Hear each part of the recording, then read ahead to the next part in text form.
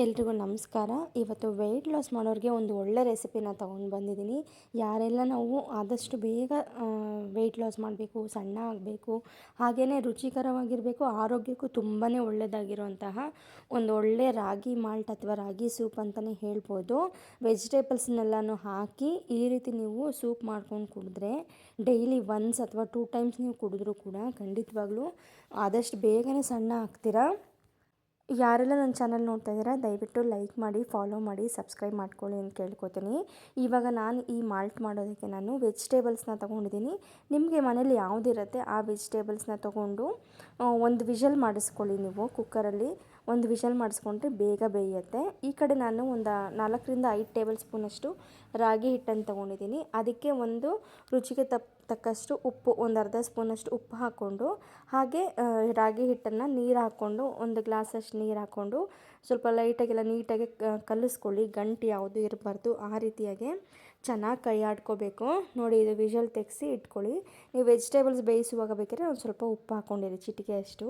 ಇವಾಗ ಒಂದು ಪಾತ್ರೆಗೆ 1 ಲೋಟ ನೀರು ಹಾಕಿ, ನಾವೇನು ಆವಾಗಲೇ ರಾಗಿ ಹಿಟ್ಟನ್ನು ಕಲಸಿಟ್ಕೊಂಡಿದ್ವಲ್ಲ ಸೊ ಅದನ್ನು ಹಾಕಿ, ಮತ್ತು ಇನ್ನೊಂದು ಸ್ವಲ್ಪ ಅದೇ ಬೌಲಲ್ಲಿ ಹಿಟ್ಟೆಲ್ಲ ಹಾಗಂಗೆ ಉಳಿದಿರುತ್ತೆ.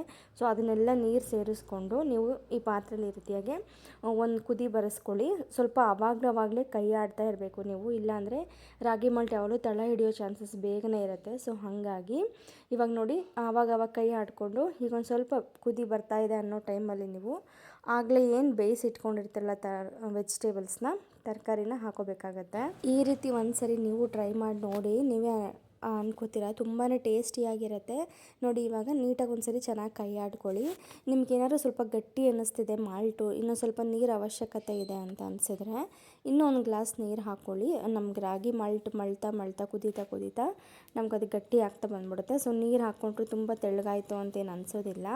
ನೋಡಿ, ಇವಾಗ ನಾನು ಇನ್ನೊಂದು ಸ್ವಲ್ಪ ಗಟ್ಟಿ ಆಯಿತು ಅಂತ ಹೇಳಿ ನೀರು ಹಾಕ್ಕೊಂಡು, ಒಂದು ಅರ್ಧ ಗ್ಲಾಸಷ್ಟು ನೀರು ಹಾಕ್ಕೊಂಡು ಚೆನ್ನಾಗಿ ಕೈ ಆಡ್ಕೊಳ್ಳಿ. ವೆಜಿಟೇಬಲ್ಸ್ನ ಮಾತ್ರ ಯಾವಾಗಲೂ ಬೇಯಿಸಿಟ್ಕೊಂಡ್ಬಿಡಿ. ನಮಗೆ ಇದರಲ್ಲಿ ಮಾಲ್ಟಲ್ಲಿ ಬೇಯೋದು ತುಂಬಾ ಟೈಮ್ ಹಿಡಿದ್ಬಿಡುತ್ತೆ. ಸೊ ಹಾಗಾಗಿ ನೋಡಿ, ಇವಾಗ ಚೆನ್ನಾಗಿ ಕುದಿ ಬರಬೇಕು. ಚೆನ್ನಾಗಿ ನಾವು ರಾಗಿ ಮಾಲ್ಟ್ ಎಷ್ಟು ಮಳ್ಳಿಸ್ತೀವೋ ಅಷ್ಟು ರುಚಿಯಾಗಿರುತ್ತೆ. ಇದಕ್ಕೆ ನೀವು ಬೇಕಿದ್ರೆ ಮೊಸರು ಕೂಡ ಹಾಕ್ಕೊಂಡು ತಿನ್ಬೋದು, ಅಥವಾ ನಿಮಗೆ ಸ್ವಲ್ಪ ಪೆಪ್ಪರು, ಸ್ವಲ್ಪ ಚಿಲ್ಲಿ ಪೌಡರೆಲ್ಲ ಹಾಕ್ಕೊಂಡು ತಿಂತೀನಿ ಅಂದರೆ ತಿನ್ಬೋದು. ಇಲ್ಲ ಬರೀ ಉಪ್ಪಲ್ಲೇ ತಿನ್ನೋಕ್ಕೂ ತುಂಬಾ ಚೆನ್ನಾಗಿರುತ್ತೆ. ನೀವು ಮೊಸರು ಹಾಕ್ಕೊಂಡು ಒಂದ್ಸರಿ ಟ್ರೈ ಮಾಡಿ ನೋಡಿ, ಖಂಡಿತವಾಗ್ಲೂ ವೆಯ್ಟ್ ಲಾಸ್ ಅನ್ನೋದು ಹಾಕ್ತೀರಾ.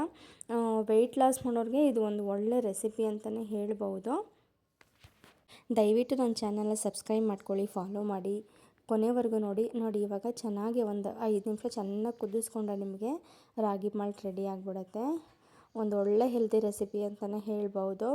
ಬೇಗ ಕ್ವಿಕ್ಕಾಗಿ ಆಗುತ್ತೆ ನಿಮಗೆ. ಒಂದು ವೆಜಿಟೇಬಲ್ಸ್ ಎಲ್ಲ ಕೂಗಿಸ್ಕೊಳ್ಳೋಕ್ಕೆ ಒಂದು 2 to 3 ಮಿನಿಟ್ಸ್ ಆದರೆ ನಿಮಗೆ ಮಾಲ್ಟ್ ಮಾಡೋಕ್ಕೆ ಒಂದು 5 ಮಿನಿಟ್ಸಲ್ಲೆಲ್ಲ ನಿಮ್ಗೆ ರೆಡಿ ಆಗಿಬಿಡುತ್ತೆ.